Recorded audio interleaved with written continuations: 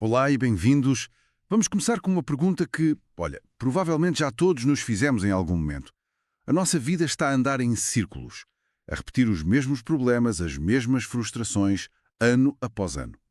Ou estamos a evoluir em ciclos, quase como se estivéssemos a subir uma espiral onde até podemos revisitar temas antigos, mas de uma perspectiva mais elevada. Esta ideia de que somos os autores da nossa própria história é o centro da nossa análise de hoje. Sim, é uma questão fundamental.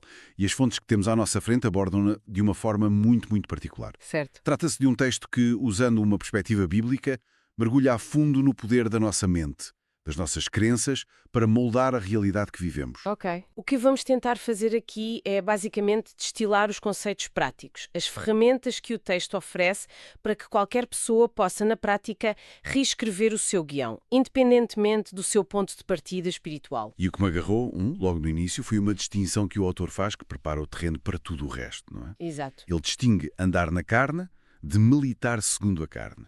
A ideia, pelo que percebi, é que todos nós vivemos num corpo físico, com as suas limitações. Sim, isso é andar na carne. Pronto, mas a verdadeira batalha, as nossas verdadeiras guerras não são travadas a esse nível. São mentais. Exatamente. E é aí que entra a metáfora das armas poderosas em Deus para destruir fortalezas, que o autor interpreta não como algo literal, mas como ferramentas de pensamento. Exatamente. O texto argumenta que a arena principal da nossa vida é a nossa mente. É aí que tudo acontece.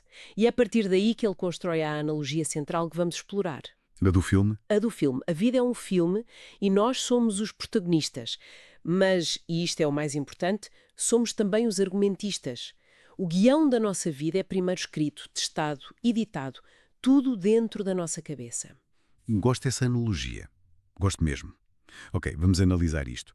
Se a vida é um filme e o guião é escrito na nossa mente, isso significa que as histórias que contamos a nós mesmos são São tudo. incrivelmente importantes. Aquilo em que acreditamos sobre nós, sobre o mundo, sobre as nossas capacidades, torna-se a narrativa que vivemos e o texto sugere algo radical.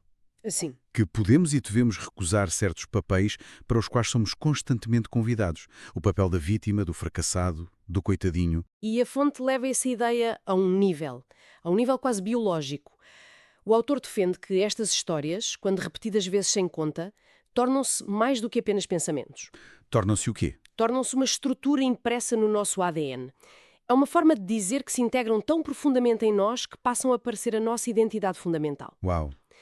E é aqui que surge uma das frases mais provocadoras do texto. Ele diz: vítimas sempre se tornam vilãs. Espera um pouco. Espera aí. Essa é uma afirmação muito forte. Sempre. Sempre. Isso parece um pouco extremo. O texto explica como é que essa transição acontece, porque é fácil simpatizar com a vítima, mas a ideia de que ela se torna um vilão é desconfortável. É muito desconfortável e o autor sabe disso. A lógica apresentada não é que a pessoa que sofreu a injustiça seja má. Não é isso. Então o quê? A lógica é aqui inovidade de vítima, quando se torna o centro da nossa história, é inerentemente passiva. Ela espera que o mundo lhe dê algo que repare o mal. Certo, espera uma compensação. Exato. E quando o mundo não o faz, e raramente o faz da forma que esperamos, essa passividade pode azedar.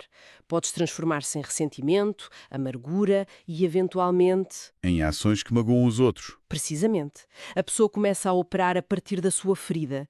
E uma pessoa ferida pode facilmente ferir outros. É a transformação da dor em agressão. Percebo.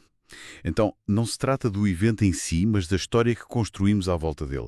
Se a história for fizeram-me isto e a minha vida está arruinada, o final é quase sempre... sombrio. Sim.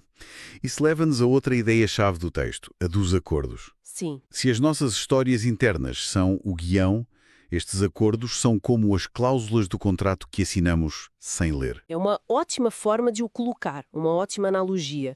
O texto usa uma passagem muito conhecida de João 10.10. A do ladrão? Exato. Aqui fala do ladrão que veio para roubar, matar e destruir e, em contraste, da vida em abundância. A interpretação que o autor dá é fascinante. E qual é? Ele diz que nenhum dos lados pode operar na nossa vida sem a nossa permissão. permissão, sem o nosso acordo. Fazemos acordos com a escassez, quando acreditamos que nunca teremos o suficiente.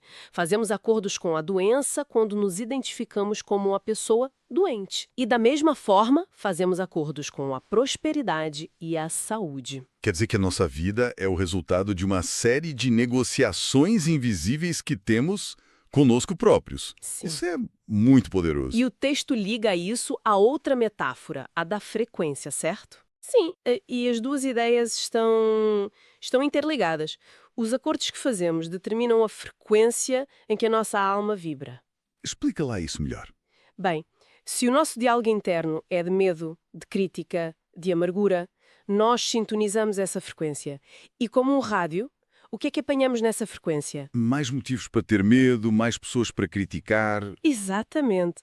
Mais circunstâncias que alimentam a amargura. É um ciclo vicioso. É como aquele exemplo do disco de vinil arranhado, que toca sempre a mesma parte da canção, vezes sem conta. Perfeito. E a agulha não sai dali enquanto não a levantarmos e a pusermos noutro sítio. A ideia de que mudar de conversa é mudar a frequência é tão simples e ao mesmo tempo tão profunda. É muito pragmática. E é algo que qualquer pessoa pode começar a fazer agora mesmo. Não requer nenhuma ferramenta especial, apenas a consciência de escolher as conversas em que participamos. Educação é a velha máxima de que a miséria quer companhia.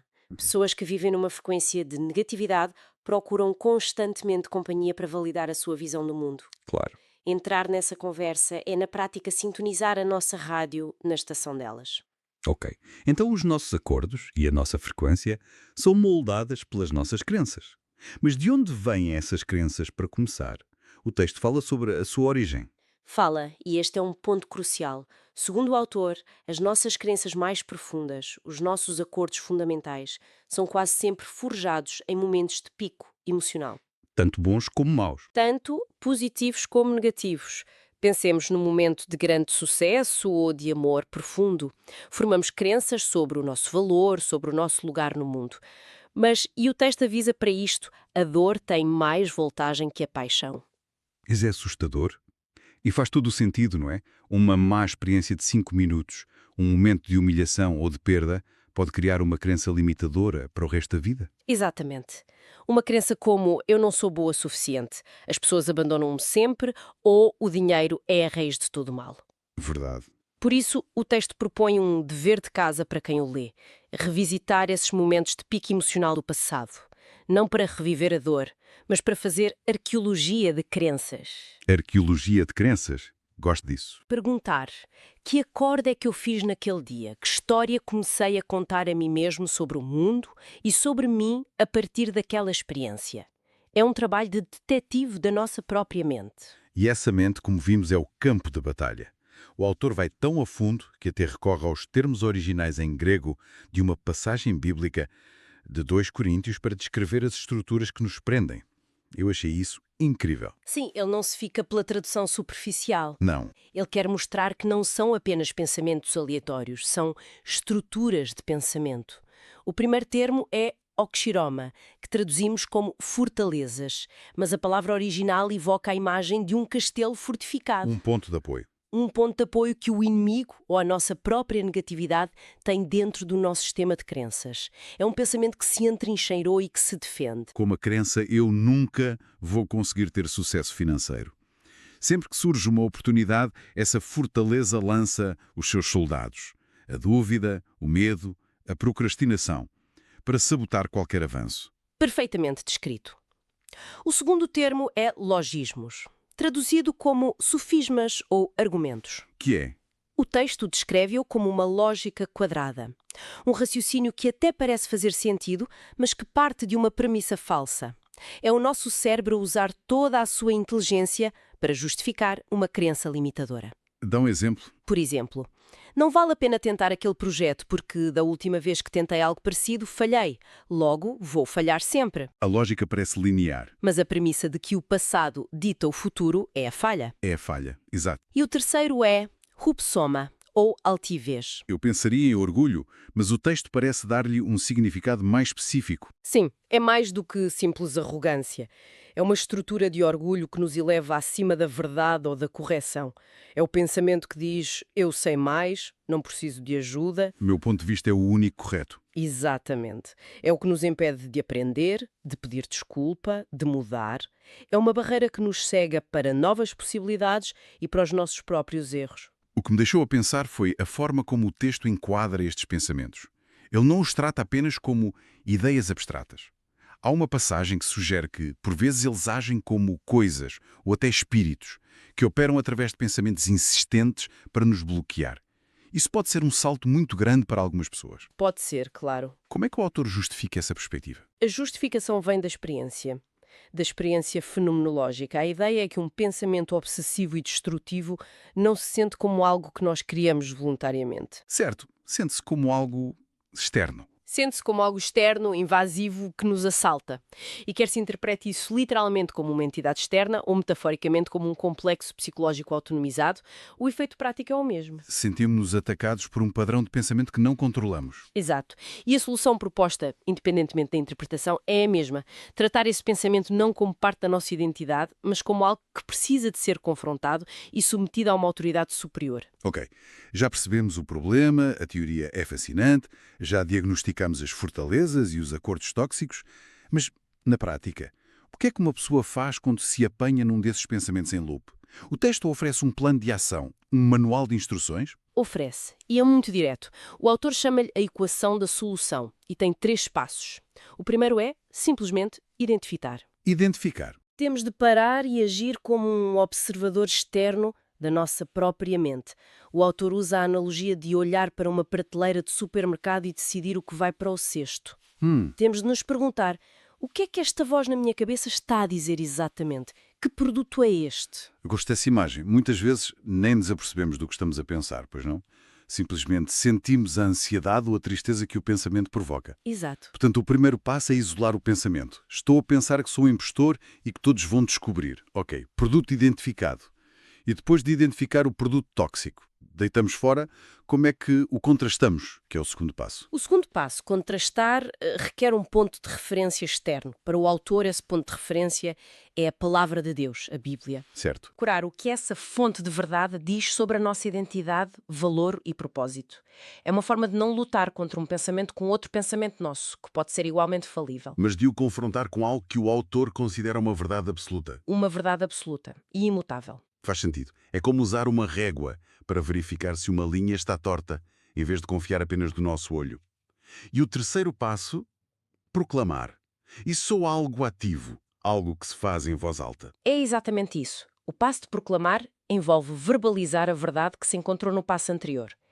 Repetidamente. Orar em voz alta. Orar em voz alta, declarar afirmações de verdade sobre si mesmo. A lógica por trás disto é que o acordo original com a mentira foi reforçado pela repetição interna. Certo. Para quebrar esse acordo e selar um novo com a verdade, é preciso um novo tipo de repetição, uma que envolva o corpo, a voz. O texto argumenta que esta proclamação repetida acaba por imprimir a nova verdade a um nível celular, recondiciona o cérebro e o espírito. E há uma peça final neste arsenal. Algo que proteja a mente enquanto toda esta batalha acontece. A esperança. O capacete da salvação. Sim, e a definição de esperança aqui é fundamental. Não se trata de um otimismo vago ou de wishful thinking. Não. O texto define a esperança como uma alegre antecipação de algo bom. É a capacidade de sentir a alegria do resultado final antes mesmo de ele ter acontecido, porque temos a convicção de que vai acontecer. Este capacete protege a mente dos projéteis da dúvida e do desânimo durante o processo, que pode ser longo e difícil. Uau! Alegre antecipação. Isso muda tudo. Não é esperar passivamente, é esperar ativamente, com alegria. Exato. O texto cita uma passagem que diz que a alegria e a paz vêm no vosso querer, não no vosso receber. A alegria não é a recompensa no final da estrada, é o combustível para a viagem. Exatamente. A alegria torna-se uma consequência da crença e da esperança ativas, não das circunstâncias externas. É o que nos sustenta quando a mudança ainda não é visível do lado de fora, porque já estamos a construir do lado de dentro. Então, o que é que tudo isto significa no fundo? Se tivermos de resumir a grande ideia, parece-me que dominar o nosso estado interior, a nossa conversa interna, é a chave para tudo o que manifestamos no exterior. Sem dúvida. A mudança real, duradoura, não começa com a mudança de comportamento, mas um passo antes, com a consciência e a reescrita deliberada dos nossos pensamentos e dos acordos silenciosos que fizemos. E o ponto fundamental que o texto reforça é que este nosso diálogo interno, que parece tão real, bem, ele é baseado na percepção, não necessariamente na verdade. Certo. A nossa percepção é colorida por traumas passados, por feridas, pelas fortalezas que construímos. Por isso, para o autor, essa percepção não é de confiança. Ela precisa de ser constantemente auditada e corrigida, usando as escrituras como padrão de medida, o norte absoluto. A ideia é não confiar cegamente nos nossos próprios pensamentos. Precisamente. O que nos deixa com a reflexão final. O material que analisamos hoje propõe um referencial muito específico para validar os nossos pensamentos e reescrever a nossa história. Isso leva a uma questão mais ampla, que vai para além destas fontes. Se a nossa conversa interna é moldada pela percepção e não pela verdade absoluta, e se essa percepção é por natureza falível, que porto seguro ou referencial de valores uma pessoa pode usar para garantir que a sua história pessoal não está a ser construída sobre uma base falsa? O que pode servir de régua, se não se subscrever este referencial específico? Fica a pergunta.